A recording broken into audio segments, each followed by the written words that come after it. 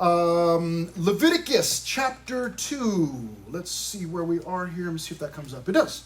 We started Leviticus last week. Now, you'll want to know this in case you are new to Leviticus. We just started chapter 1 last week. And the reason we're in Leviticus is because we went through Genesis. We started Genesis a long time ago. Exodus, and then from Exodus right into Leviticus. In Exodus and Leviticus, there's really no break. They are called they've got two different names, but it's the same group of people. It's the children of Israel who have been rescued from slavery in Egypt. And now they're traveling towards something called the Promised Land that God is going to get them to eventually. And where they're at right now is they are in the wilderness of Sinai, at Mount Sinai. They're at this mountain. And Moses has been up on the mountain meeting with God. And God's been giving him all kinds of incredible information. 10 Commandments came from there. And what God did was he also gave him some instructions on how to build something called the Tent of Meeting, or the Tabernacle of Meeting. Okay? And the Tabernacle of Meeting, its entire purpose was for God to be able to meet with his people. It was a place that they could go and sacrifice there to God. And so where we're at right now is the tabernacle, the instructions were all given. The tabernacle's been erected. Now begins the instructions for the sacrifices that people will do when they go to the tabernacle. Okay? And again, the whole purpose of the tabernacle was to meet with God. The whole purpose of the sacrifices is because people could not just go to God on their own, just whenever they wanted to. That is a very foreign idea for you and I, those of us that have been Christians for a long time. Many of you, I know, grew up in Christian homes, and so the idea of talking to God at any time is like, well, duh, everybody does that.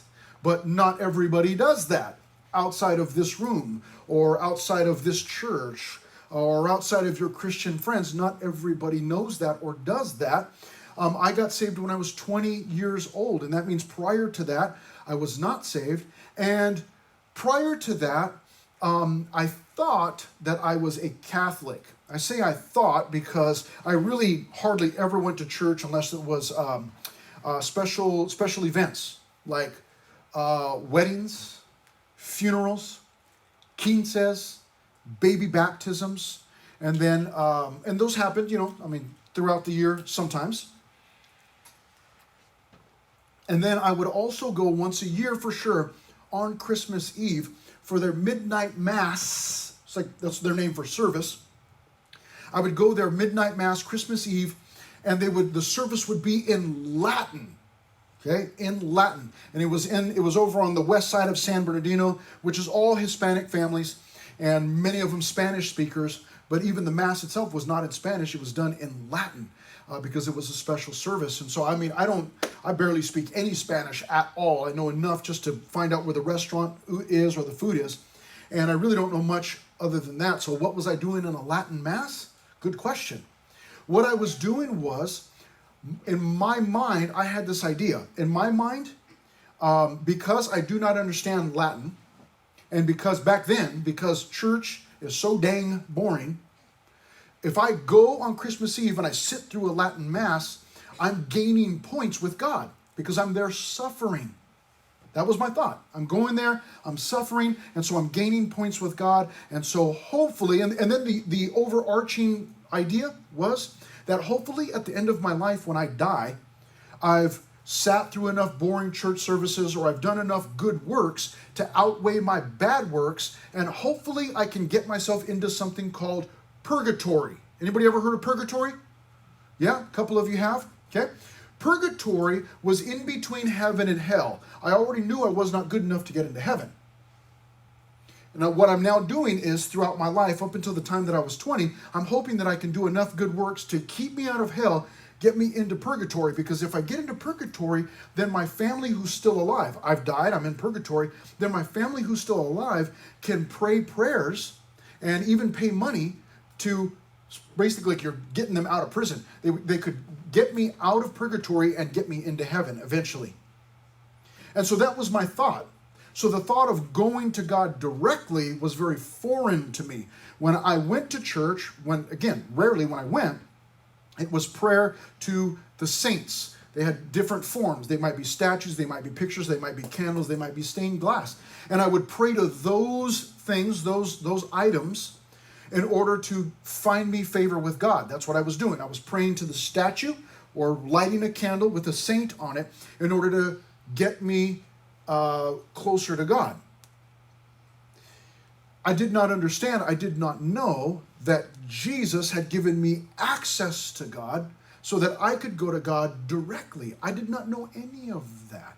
And so many of you have grown up in a Christian home, and that's just what you do. You just always talk to God. You've always done that. When there's a math test coming up, you just talk to God in class. Or if you're in the bathroom and thinking about things that are going on, you're praying. You just pray to God. Or if you're in the car, or if you're on the soccer field or the basketball court, or you're in some kind of a church event, or you're at the supermarket, wherever you're at the mall, wherever you're at, you think of something, you pray. And it's just normal. It's just natural. It's just second nature. It's just what you do. I did not grow up that way. When I was your age, I did not know that. I was absolutely lost. And there were times when I was a teenager that I would drive myself to the Catholic Church to go look for someone to talk to because I wasn't saved. I was lost. I knew that in my heart. I knew that I was lost. And I would go there looking for someone that could give me some hope, that could talk to me and tell me that everything was going to be okay, or that there was some better way of living. And I would go there and I wouldn't find. I'd go during the day. I'd go looking around and like the church is closed. There's no one there. No one to talk to. And so I would leave empty, having not spoken with anybody, having left, and I don't have any hope. I don't know what's going to happen. Maybe I'll come back later. Maybe there'll be someone here. I did not know that you could just go directly to God. In the book of Hebrews, it says that you and I can approach the throne of grace with boldness. You and I can go to God's throne of grace at any time during the day, 24/7. In the morning when I wake up, at lunchtime when I'm eating at school, in the middle of the night when things are going wrong and I'm tossing and turning and I can't seem to sleep, I can cry out to God at any moment of the day. Free access from any point. I don't have to come to this brown shoebox just to talk to God. I don't even have to come to this church to talk to God. I don't have to wait until I get here on a Wednesday or a Sunday. I don't have to come and talk to Pastor Chris and say, hey, Pastor Chris, could you please talk to God for me? I don't have to do that. I just talk to God myself. And so the thought of that for many of us, for many of you, is very normal, very natural. It's just what we do. We just talk to God all the time. But it wasn't for me, and it's not for a lot of people. And these sacrifices now, God wants to meet with his people, and the people want to meet with God. There's a problem though. The problem is that the people are sinful and they can't just go to God. They can't just go there. And so they have to come. When they come, they can't come empty-handed. They've got to come with sacrifices. And so God is teaching his people. He's teaching his people how he's basically giving them this new religion. This is a brand new thing for them. These people have been in Egypt all of their lives. The Israelites were in Egypt for hundreds of years. The people that he's leading out of Egypt and into the promised land have never known anything other than Egypt. That's all they knew was slavery. That's all they knew. They did not know about this. And so now God is working Egypt. He's gotten his people out of Egypt. Now what he's doing is he's getting Egypt out of his people. He's showing them this new way of life, this new religion, and what it involves approaching God, talking to God, but you have to bring a sacrifice and you have to go through a priest. And we'll talk some more about that. Now, what we're going to do this morning, you thought we would never get to it, is we're going to go through 2 chapters, chapter 2 and 3, and you're thinking, oh my gosh, talk about suffering through church. You might as well be speaking Latin, so I can gain some points to get closer to God. Chapter 2 is where we are going to spend the majority of our time this morning. Chapter 3 is going to move like lightning. It's going to be fast because chapter 3 is very repetitive. Okay? And so we won't need to read the entire chapter. We'll skip some. That's allowed. Okay? We won't go to hell for that. Leviticus chapter 2 and 3. We're going to see 2 different kinds of offerings. Now, last week we saw the burnt offering, or sometimes it's called the whole burnt offering. This morning, we're going to see the grain offering, which would involve the grain Okay? Studied all week to find that out. The peace offering, we'll see animals used once again. But let's look at the grain offering first of all, Leviticus chapter 2. Now, there are several different forms of how this grain offering could be presented. We pick it up at verse 1. When anyone offers a grain offering to the Lord, it's got to be offered to the Lord, obviously. His offering shall be of fine flour. Does everybody have the same thing there? Fine flour? Does anybody have anything different? I got Choice, okay. That was one that we had in the first service. Choice flour. And that's a good, I like that translation, and we'll talk about, we see two different things here in this fine flour. Now, first of all, does anybody know where flour comes from? Anybody know what flour is? Anybody ever see a bag of flour? Anybody? Yes? Okay. Some of you that might bake, or some of you that have been around the kitchen maybe a little bit, you're like, kitchen? That's where my mom lives. I don't ever go in there. Okay? Flour. Where does flour come from? Does anybody have a clue? Yes? Wheat. Ah, there it is. Thus, the grain offering. Okay? The grain offering, we're told, when anyone offers a grain offering to the Lord, his offering shall be of fine flour. We go, wait, I thought you said it was grain. Yeah, grain turned into flour. Now, does anybody know how it goes from grain to fine or choice flour? We're talking about two different words there. Let's deal with fine first. Fine flour. Does anybody know what that means?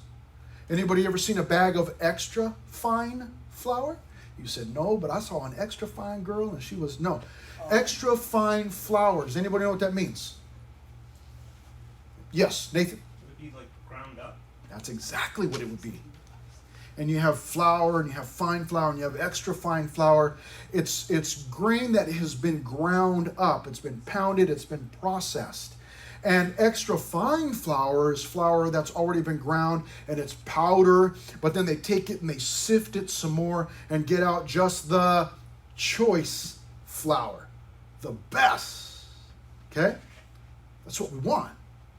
So in this verse, it says fine or choice flour. It actually means two different things. The fine flour would mean that it's in powder form now. But it also means that it's the choice flour. It's the good stuff. And when anyone offers a grain offering to the Lord, his offering shall be of fine flour. This is the first form of the grain offering. And we see the other two. There are only two other ingredients. Actually, there are three ingredients, but we'll see two of them here. We'll see the last one a little bit later. Verse 1, and he shall pour oil on it. This is no doubt, this no doubt would have been olive oil. Does anyone know where olive oil comes from? Yes.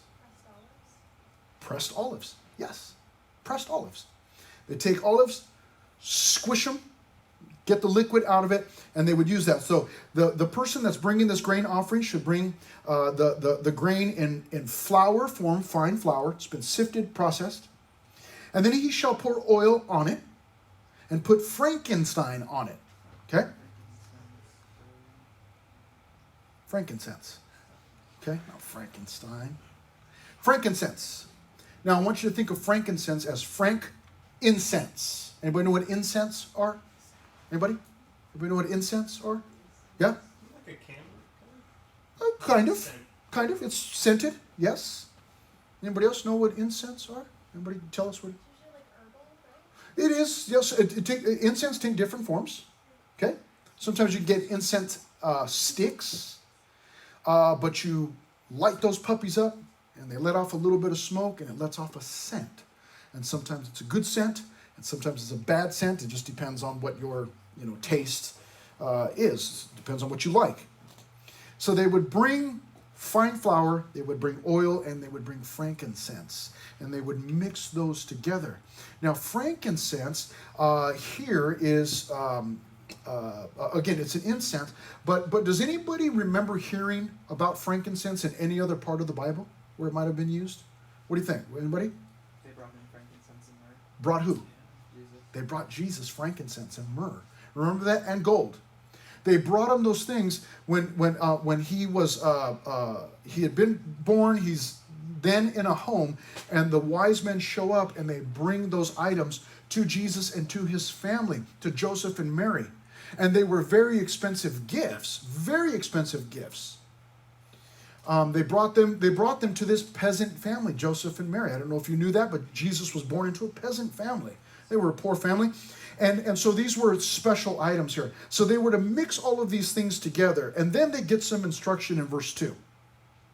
He shall bring it to Aaron's sons. Why Aaron's sons? Well, they were the priests.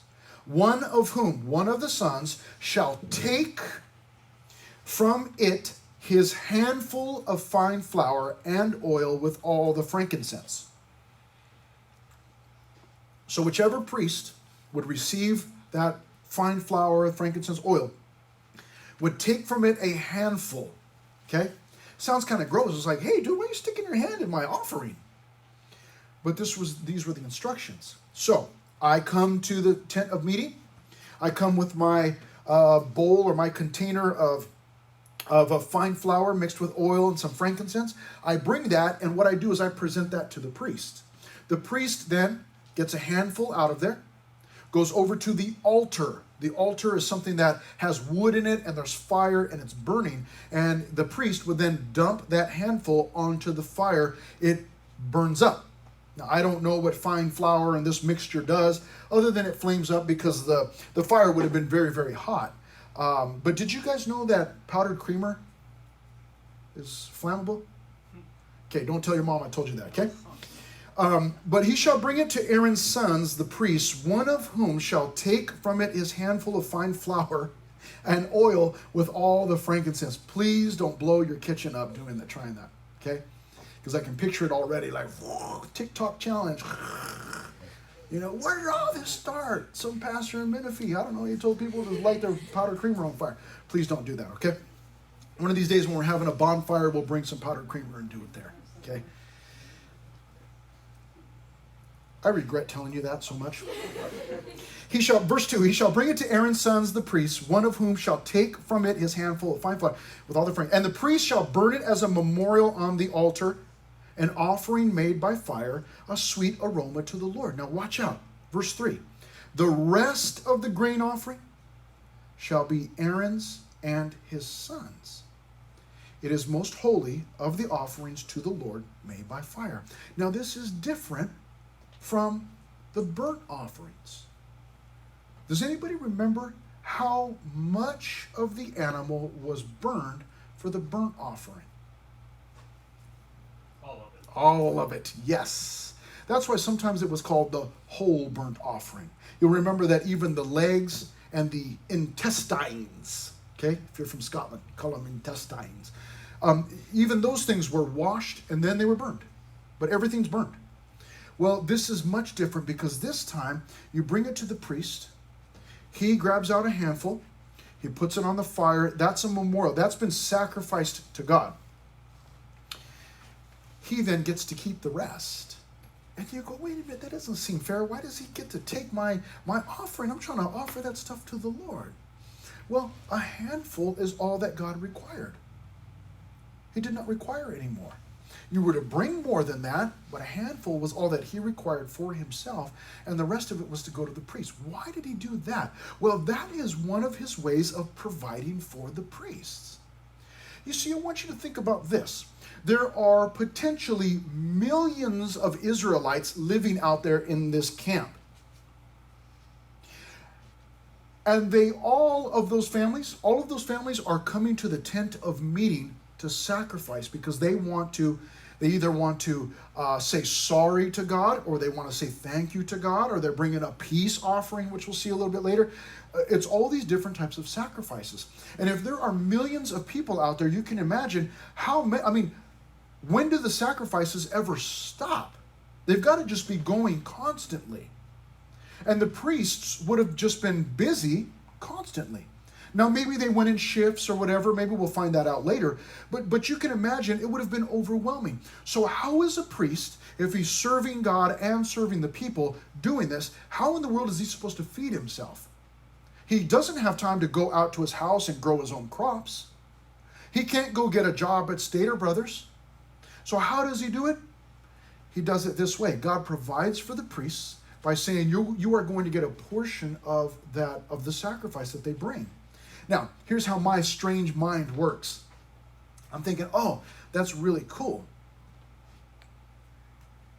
But how many people a day come with a grain offering? And how much fine flour, oil, and frankincense can I really use? That's a lot of food. And how in the world am I going to use all of that up? Now, I don't know. They didn't have refrigerators, so I don't know what they did with it. But that's a lot of food. And so you can see that God, through this, is providing for the priests. But there's a second way, a second form that it can be brought, and that is in verse 4. And if you bring as an offering a grain offering baked in the oven, okay? It shall be unleavened cakes of fine flour mixed with oil, or unleavened wafers anointed with oil. So this is an entirely different form. However, you'll notice verse 4, it doesn't give us more instructions because it's the same instructions. Same instructions. They will differ a little bit as we get into the next one, but it's generally the same idea. You bring it to the priest. Verse 4. And if you bring as an offering a grain offering baked in the oven. So you could actually, the first one, you're bringing fine flour mixed with oil, frankincense, you bring it in that form. And then the priest may do with it as he pleases. Verse 4, you've baked it already. Maybe you really like the priest. And you go, you know what? I really like Pastor Chris, and I'm just going to bring him some baked cookies.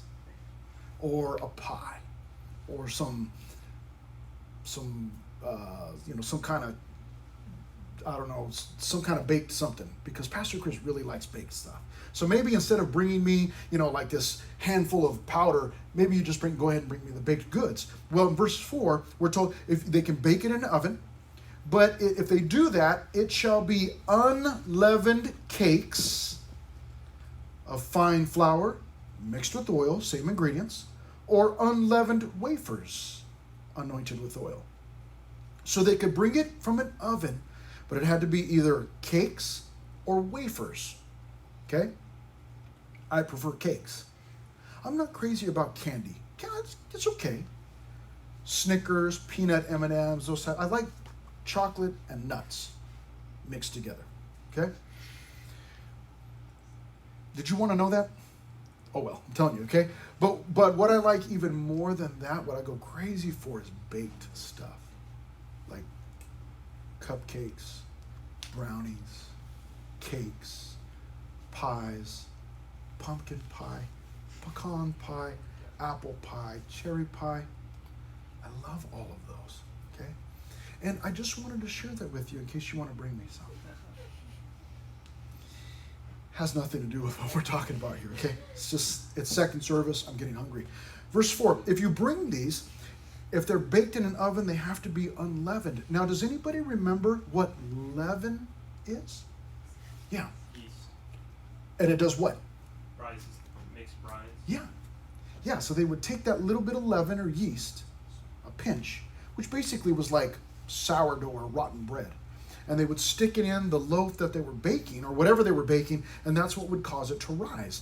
Because when you're baking a cake, I know I grew up with a mom and 2 sisters, and now of course I'm married and I've got 3 daughters, and at times, there was baking going on. And you bake a cake and it comes out flat. Oh, my cake came out flat, I would hear, and it's like, okay, but don't throw it away, I'll still eat it, But you want that thing to rise. However, in this case, as God is saying, hey, if you bring the fine flour in this form, it's been baked in the oven, you need to make sure that it doesn't rise. It needs to be flat, unleavened cakes or unleavened wafers. Now, does anybody remember, why does God not want leaven in it? What is it about leaven? Yes? Because, leaven is kind of a representation of sin. Yes, it's a representation of sin, a picture of sin. And so the idea is that God is telling his people, listen, when you come to sacrifice, present your sacrifice to me, it's got to be without sin. You can't put leaven in it. This was something that God started with his people back in Exodus. If you were here for that, you'll remember the Passover, the night that they left Egypt. God gave them these instructions. You're going to eat this meal, and you're going to dress this way, and you're going to do these things. And then there was there was a feast attached to that, and that involved you can't have leaven. And so the mom would go around the house, and the family would look for leaven and they would clear out all the leaven. No leaven during that feast. You can't have any. So he's saying, listen, if you're going to bake it, make sure that there's no leaven in it. Cannot have leaven, because that is a picture of sin, and sin is not the picture that we want to give. Also, you'll want to remember that these sacrifices are a picture of Jesus, and Jesus was sinless, so we cannot have leaven in it. So there in verse 4. Now let's move on. Verses 5 and 6, we find out that you can also bring it baked in a pan. Maybe you don't have an oven. Maybe your oven's down. Or maybe you're waiting for the repairman. And so you say, you know what, we're going to bake it in a pan. It says in verse 5, but if your offering is a grain offering baked in a pan, it shall be of fine flour, unleavened, mixed with oil, same things. But this time in verse 6, you shall break it in pieces and pour oil on it. It is a grain offering. So you bake it in a pan, you slice that thing up, you put some, right here, you put some oil on it, and you present that. And then the priest can take pieces out, sacrifice those on the altar, and then the priest, he gets to take the rest of it. And that's already prepared, and he can eat it, and it's just good to go. Verses 7 down through the remainder, down to verse 13, sorry. From verses 7 to 13, we see that you can bring it baked in a covered pan. Anybody have anything different there? Verse 7, instead of a covered pan? No? Okay. Yes, what do you got? Frying pan. Yes, there it is. What this means is a frying pan. So if you don't have the fine flour and you don't have an oven and you cannot bake it in a pan, you can fry it in a pan and bring it that way. And I like the idea of that. I'm Hispanic. I like stuff fried. Okay? Verse 7, if your offering is a grain offering baked in a covered pan, it shall be made of fine flour with oil. We already know that. Okay? Verse 8, you shall bring the grain offering that is made of these things to the Lord. And when it is presented to the priest, he shall bring it to the altar. We know that. Then the priest, what's he going to do? He's going to take some of it off the memorial offering. He'll put a portion there. It is an offering, in verse 9, made by fire, a sweet aroma to the Lord. And in verse 10, and what is left of the grain offering in that form, baked in a covered pan, shall be Aaron's and his sons. It is most holy of the offerings to the Lord, made by fire. He goes on to say this in verse 11. No grain offering, none of these offerings, none of these. No grain offering which you bring to the Lord shall be made with leaven. We already know that. Good, let's move on. For you shall burn no leaven, nor any honey in any offering to the Lord made by fire. Now we know about leaven, but what about honey? Honey is forbidden, both because it turns to sourness and leads to fermentation. Anybody know what it means to ferment? Grapes ferment and turn into... Isn't that where the yeast turns something into alcohol? It basically means, that the item is rotting. You take these grapes that are rotting in this process and it turns into wine. It's the craziest thing. I don't know. I mean, I know you guys don't hang out with people that have been in prison, but there's a big problem in the prisons where they'll take all of their fruit that they get for their meal, they'll stick it in a sack, and it goes rotten and turns into this nasty wine that they drink. I know that because my daughter, she works in a jail, and she'll tell me all these crazy stories. Like, they did what? They used what? Like, how did that happen? And they figure out all this stuff, but basically it's this process where it's rotting. And here he's saying that you can't add the honey in there, you can't have the leaven. We'll talk about the leaven in just a moment. But it's forbidden. Probably because it turns sour, it ferments, but also because it's a luxury.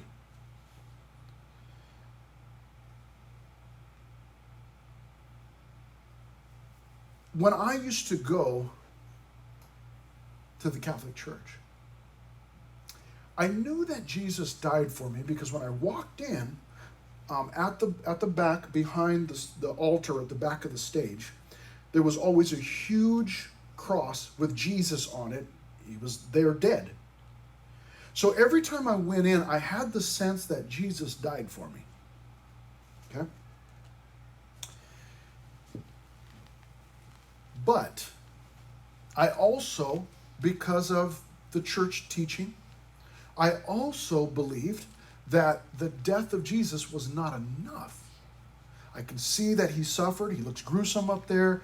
You know, he's hanging on this cross. This is horrible. However, thanks Jesus, but it's not quite enough.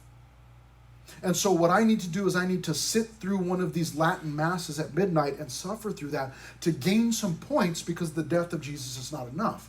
And what I also have to do is I also have to go through these steps or do these religious things, or I have to help my the old lady that lives next door with her trash cans, or I need to buy some Girl Scout cookies, or I need to do these extra things in order to make sure that I am saved because the death of Jesus is not enough. And that's a huge problem.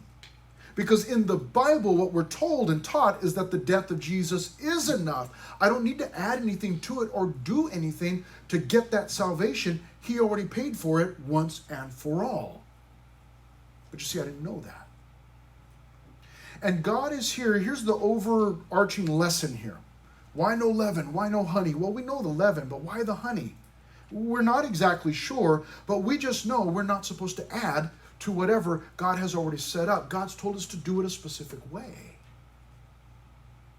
See, for me to say, you know what, it's great that Jesus died, but I also need to do these other things, is to say, that's great that Jesus died, but thanks anyways, it's not enough. I'll save myself.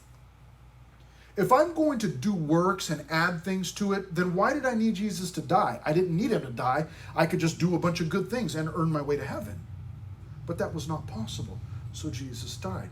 His death is enough. Paid for everything. So when God tells them, don't add any honey to it. Don't add any honey. What we do is we say, okay, I don't know why. I really, really like honey. So this is kind of sad to me. But don't add anything, fine. We'll do it the way you want. If you're taking notes, you can write this down. We won't turn there, but in 1 Corinthians chapter 5, Paul said, your glorying is not good. Do you not know that a little leaven leavens the whole lump? A little bit affects the entire thing. You know how when you're hanging out with your group of friends, and there's always that one that has to cause some trouble, and you're just like, oh, a little bit of leaven leavens the whole lump, and you're just like, man, like this. Why did I invite you? You know, or who invited you? A little bit of leaven leavens the whole lump. Verse 7 in 1 Corinthians 5, it says, therefore purge out the old leaven, that you may be a new lump, since you truly are unleavened. For indeed Christ, our Passover, was sacrificed for us. Therefore let us keep the feast, not with old leaven, nor with the leaven of malice and wickedness, but with the unleavened bread of sincerity and truth. So it gives us an idea there of what the leaven, we have an idea of what the honey, but the leaven, we want to leave that out. Now, continuing on in Leviticus chapter 2, verse 12. As for the offering of the first fruits, and he's going to mention this real quickly, and then we'll get to it in our next section. But in verse 12, as for the offering of the first fruits, you shall offer them to the Lord, but they shall not be burned on the altar for a sweet aroma. And every offering of your grain offering, every offering of the grain offering, you shall season with salt. Some of you like that, like salt. I'm not crazy about salt. You shall not allow the salt of the covenant, the agreement of your God, to be lacking from your grain offering. With all your offerings, you shall offer salt. Salt. Why salt? It indicates corruption being removed and prevented. Salt is a preservative. Did you know that? Did you know that back in the old days before refrigerators, they used to pack their meat in salt?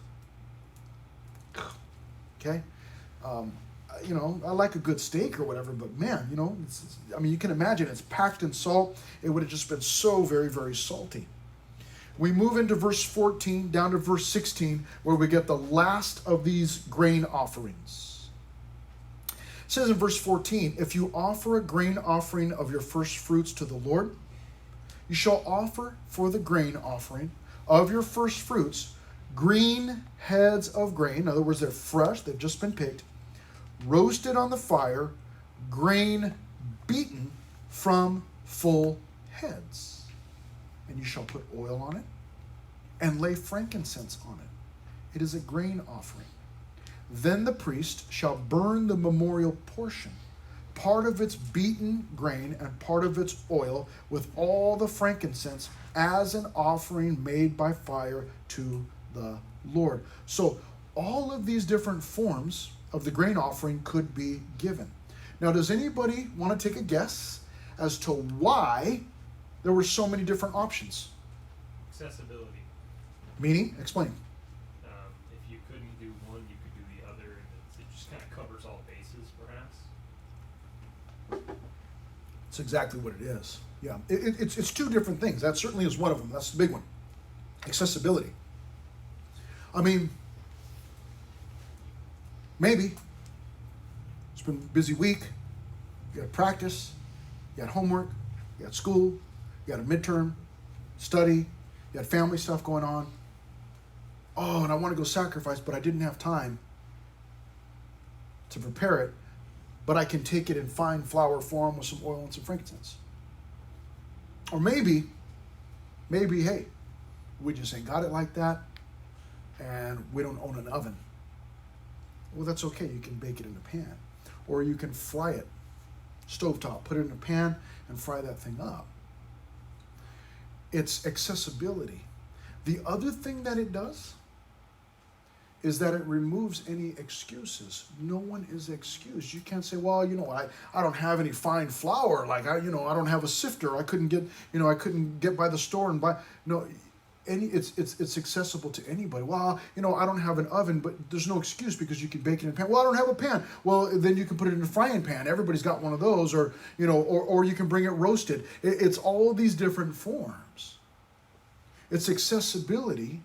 And then it removes the excuse. Like, hey, I just don't have anything to give to the Lord. And some of us think that. Some of us think to ourselves, you know what? I don't have anything to offer to the Lord. Listen, when I was 20 years old, I got saved. My girlfriend was pregnant. My car was barely running.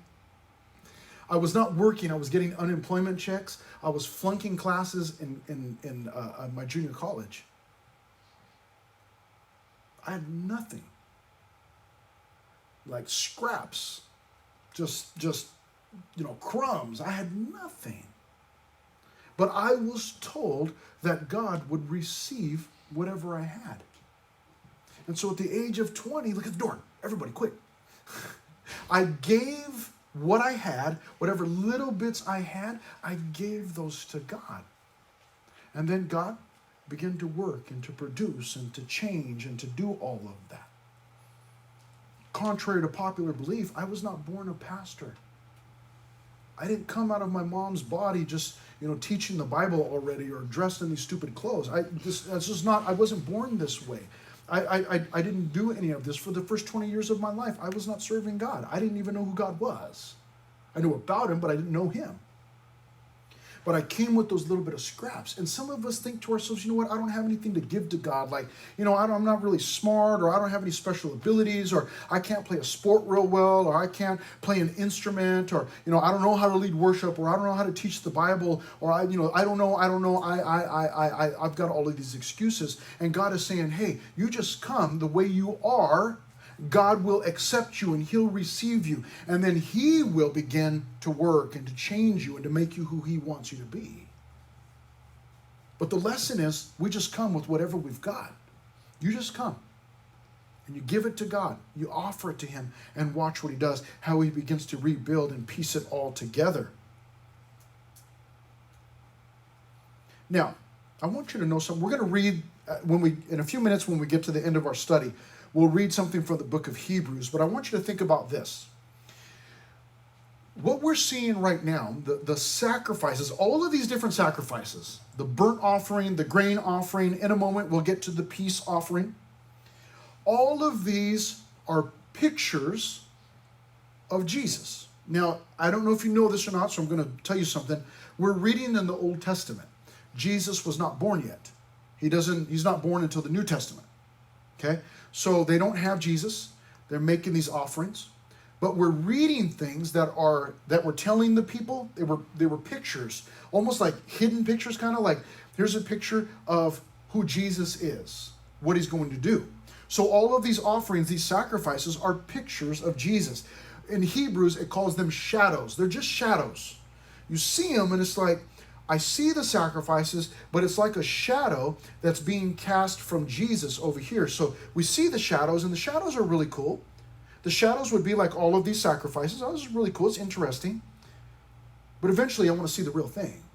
And then we turn to Jesus. So that's the idea. That's the purpose of all of this. Okay? So keeping that in mind, the flour ground down would give us a picture of Jesus and the suffering that he endured, the grinding, the wearing, how he suffered for you and I. The fire is related to that. Fire is always a picture of suffering. Jesus went through the fire of persecution, through the fire of suffering. Sometimes you and I go through the fire, and it purifies. Okay? But that's the idea. Why are all of these things, burned on an altar of fire? Why can't you just go up to the top of a mountain maybe and take the flour and sprinkle it? Or, why can't you do something? Why does it have to be done this? Go to the ocean. I really like the ocean, and I want to go out there and just sprinkle this stuff over the ocean. Why not? Because this is the way God set it up. But the fire was pointing toward the suffering that Jesus was going to endure. So even through this, we're seeing Jesus. Now, let's move on into Leviticus chapter 3. It's going to move very quickly. Leviticus chapter 3 is all about the peace offering. It tells us that in verse 1. When his offering is a sacrifice of a peace offering, if he offers it of the herd. Now, you need to know this. Sometimes it's called the peace offering. Sometimes it's called the fellowship offering. So the idea is that, I'm bringing this to God and we are going to have peace or fellowship with one another. Okay? Verse 1, when his offering is a sacrifice of a peace offering, if he offers it of the herd, that basically means a bull. Okay? You can bring a bull. Now, in chapter 1, those of you that were here last week, we talked about a bull, we talked about a sheep or a goat, and we talked about birds, turtle doves or pigeons. All of those animals had to be what? Does anybody remember? A couple things that they had to be. No? Okay, that's good that you don't remember.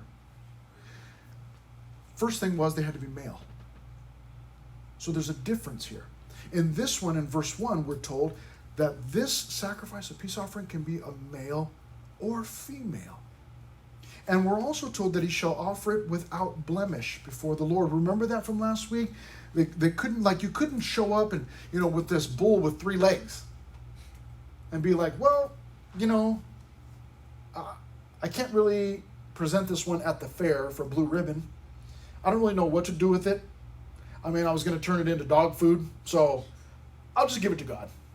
It's like, I don't know what else, so I'll just give it to God. Like sometimes when people want to give like an old couch to the church, hey, we got this old couch we want to donate. Really, what does it look like? Send you a picture, it's all dipped in, stuff's broken on it, stained, and you're like, thanks anyways, but we don't have any room, Like, you don't come with some animal that's like, well, this one ended, it was born and only had 1 ear, so, I don't know what to do with it, we're just going to give it to God. The offering that you would bring had to be without blemish, but the other benefit was it could be male or female. So maybe you had a bunch of animals and you didn't have very many males, but you had some females. You could bring one of the females this time. Maybe you think, man, I don't know if I can spare a male. Well, you have the option of bringing a female. But this is really cool. Let me tell you why. I know that you're dying to know. Male or female, and it's a bull.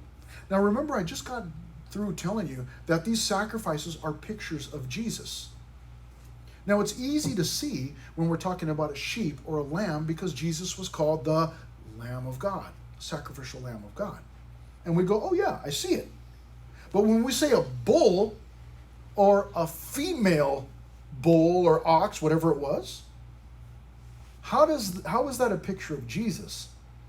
Well, what happens is God changes it up here for different reasons, but one of those reasons being this, that he doesn't want us to focus on the animal itself and start worshiping the animal.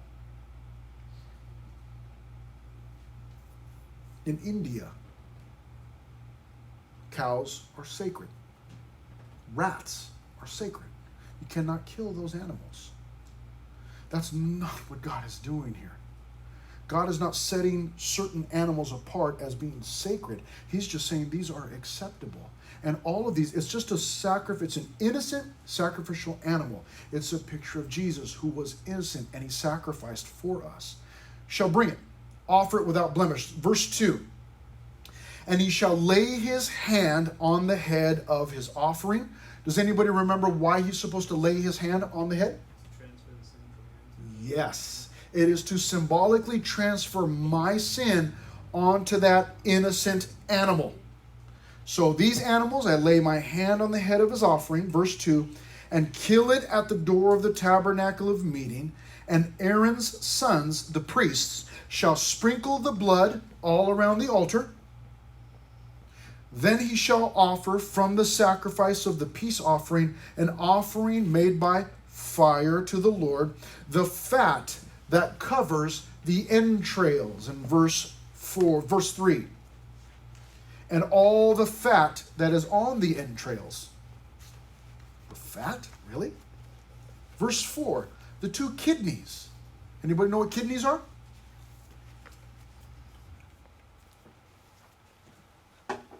They're those things that kids have. These? Just kidding. Yeah. Yeah. 2 organs that everybody's born with. My mom only had 1 kidney. Did you want to know that? So what? I told you anyways. Okay? Kidneys. Listen. Verse, where in the world are we? Verse 4. The 2 kidneys and the fat that is on them by the flanks and the fatty lobe attached to the liver above the kidneys, he shall remove. And Aaron's sons shall burn it on the altar upon the burnt sacrifice, which is on the wood that is on the fire, as an offering made by fire, a sweet aroma to the Lord. Now, wait a minute. He's supposed to sprinkle the blood. Then he's supposed to take all of the fat, basically, from the animal and burn that. What a strange thing. Why did he do that? Great question. Let's move on into verse 6. If his offering is a sacrifice of a peace offering to the Lord, if his offering as a sacrifice of a peace offering to the Lord is of the flock. Now we're talking about a sheep or a lamb in verse 7. If he offers a lamb as his offering, then he is to do the same thing that he did with the bull. Exact same thing. Verse 12, told you we would move through very quickly. And if his offering is a goat, so he could bring a bull, a sheep, or a goat in verse 12, he would do all the same things. Look at verse 17. This shall be a perpetual statute throughout your generations in all your dwellings. You shall eat neither fat nor blood. Now, I told you earlier that what God is doing, one of the things that God is doing here is he's removing Egypt from the life of the Israelites. And he is for the first time. This religion, this sacrifice, had not been officially established. Other people had sacrificed, that is true. Abraham had sacrificed, other people had sacrificed. But this is the first time that he has officially given it to his people. This is their religion. So that's why he's being so specific in the details. This is what you need to do. And this is what you need to do in order to meet with me. You can't just come and meet with me. You've got to take your items. You've got to present them to the priest. And then the priest will take them and offer them. You don't go any further than that. So you can bring your items, but you still can't go beyond that. You cannot approach any closer. You hand it off to the priest. The priest then goes and mediates for you. So all of their sacrifice, all of their communication with God was always through a priest. Just like with Pastor Chris, before he was Pastor Chris, all of his communication with God was either through the priest or through a picture or a saint or a statue or a candle. It was always through some other form. I could not go to God directly. And for these people, they cannot just enter in and go talk to God whenever they want. Everything has to go through a priest. And so God is setting up all of these directions. But he's introducing them to this new religion. But I want you to understand something, that in verse 17, when he says, you shall eat neither fat nor blood. And earlier when he told them, you've got to remove all of the fat and you've got to sprinkle the blood around. What he was doing even in that is he was separating his people from everyone else. Because you see, many of the other religions involved animal sacrifice. But oftentimes, they involve the eating of the fat, which is just so juicy and tasty. That's where all the flavor is. But oftentimes, it also involved the partaking of the blood, drinking of the blood, the ingesting of it. I mean, even now, today, there are still, there are some foods that you prepare with blood and all that kind of stuff. But what he was doing is he was separating his people from everyone else. Now, let's finish. You can turn there if you want, or you can just hang out and I'll read it to you. Hebrews chapter 10. If you're taking notes, you can write this down and read it later. Hebrews chapter 10, verses 1 through 10 says this: for the law, having a shadow of the good things to come. It's a shadow. All the things that we're reading about in the law were a shadow of good things to come. And not the very image of the things. They can never, with these same sacrifices, which they offer continually year by year, make those who approach perfect. Some horrible news.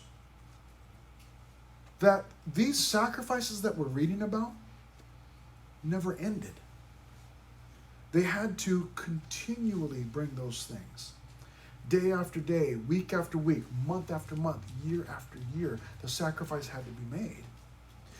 Next time we're together, we'll get into sin offerings that needed to be made by the priest for his own sin and then for the sins of the people. It had to be done daily. These things never stopped. And we're told in Hebrews chapter 10, verse 1, that the people who did it were never made perfect. It never ended. It was perpetual. Verse 2, he goes on to say, for then, would they not have ceased to be offered? For the worshipers, once purified, would have had no more consciousness of sins. But in those sacrifices, there is a reminder of sins every year. For it is not possible that the blood of bulls and goats could take away sins. Therefore, when he, talking about Jesus, came into the world, he said this. This is what Jesus said: sacrifice and offering you did not desire, but a body you have prepared for me. In burnt offerings and sacrifices for sin, you had no pleasure.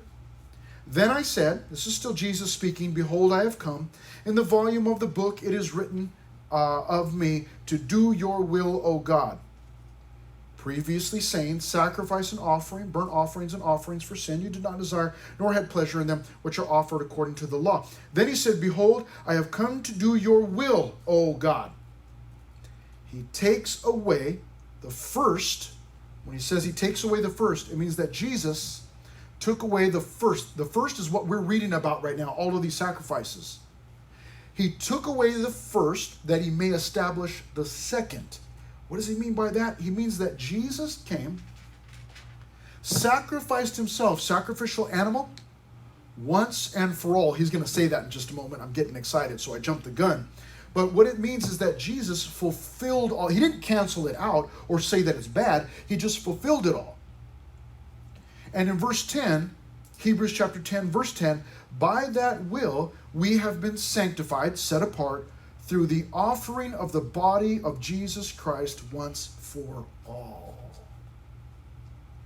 You see, Jesus died to pay for sins, and it was sufficient. It paid for all of our sins. And it was done once and for all. Once. It was enough to fulfill all of the need for all of the sacrifice. It was fulfilled. It was done. His sacrifice was sufficient once and for all. So when Pastor Chris was just a young man and he used to walk into the Catholic Church and see Jesus on the back wall hanging on that crucifix, and he would think to himself, that's great, thank you very much, but I still need to do some good works to try and save myself.